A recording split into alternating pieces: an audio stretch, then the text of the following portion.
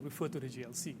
Now, if you look at the GLC and you check how many technologies they have commercialized, and this is maybe the crux of the problem, you know, because all the large GLCs have their own research centers, and we can actually check how many they have commercialized. Not so much from universities, but their own research, how many they have commercialized. Now, because of that, it sort of gives an impression that the local technology development capability is not good enough because they keep buying from Huawei, for example, or whatever that, you know. So you're saying that even our own businesses are not innovating enough, is that it? That's not quite true because with PlaTCOM Ventures, we see a lot of companies, our local Malaysian companies, under the High Impact Program too. They actually approach us with lots of innovative ideas, proof of concept, even at late stage proof of concept. And these ideas are really good, and we actually fund them under the High Impact Program too. It's a program under the SME Master Plan 2012-2020. So we have funded about 45 innovative companies, and these companies are really, so we look into a few angles, in terms of the company structure, the technology, the innovation itself, the market sense, the commercial viability of this technology, the IP potential.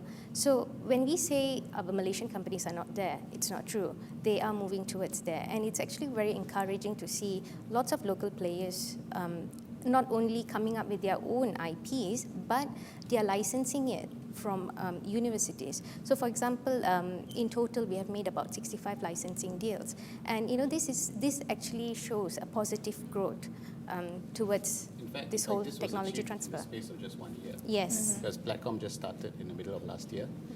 And accelerating that process moving forward.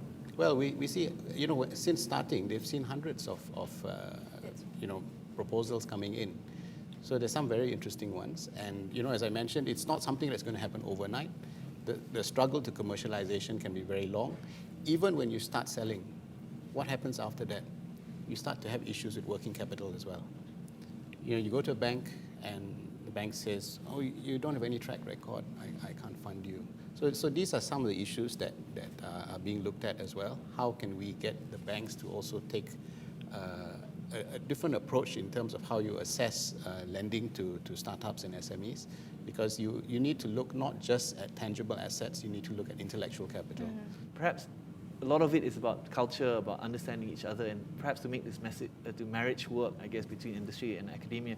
We'd like to see more talent, I guess cross-fertilizing. Probably need to see more of lecturers spending time in industry and more of industry spending time in universities. I mean, even our survey of the World Bank showed only under 3% of companies have even had any experience of having adjunct lecturers. I think I agree with Johan. We are not as bad as what we are portrayed to be.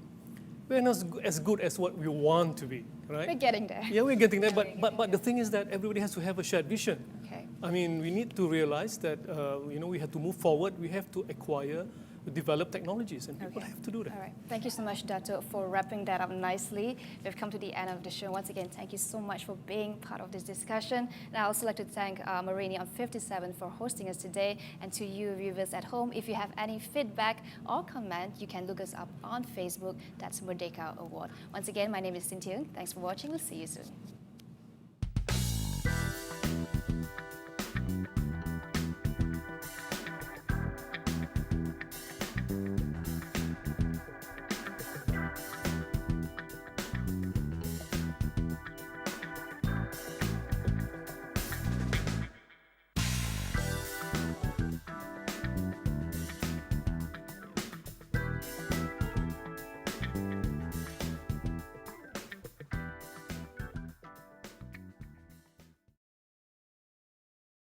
This program was brought to you by the Merdeka Award, an initiative to promote excellence by ExxonMobil, Petronas, and Shell.